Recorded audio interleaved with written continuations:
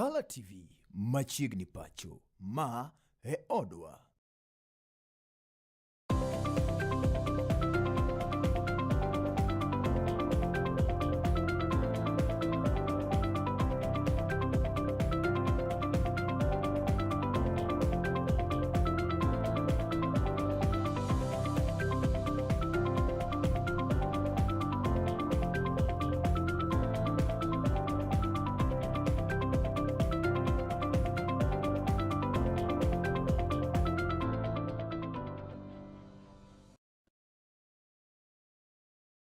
Odiochieng'ni mano mar tarik 1 dwe no mano mar 7 higa 2026 ageno ni riyo makare kendo wang' jowi mano mar kala osebedo kamori.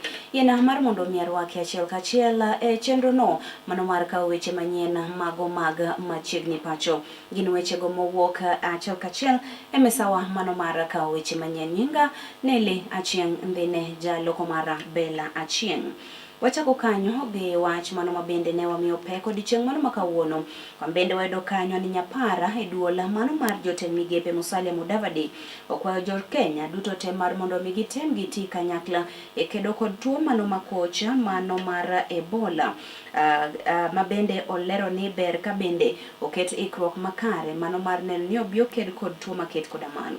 Oyango ni oganda mago mathoth osetimnegi pim e pacho kae kendo kon gi yore go mago mopogore opogore mago mabende ginyalo kedo godo kod tuo maket koda mano. Kenya values mutually beneficial partnerships with the United States, particularly under the Health Cooperation Framework signed in 2025, nationalism. We thank the United States for partnering with Kenya in our national response to the disease.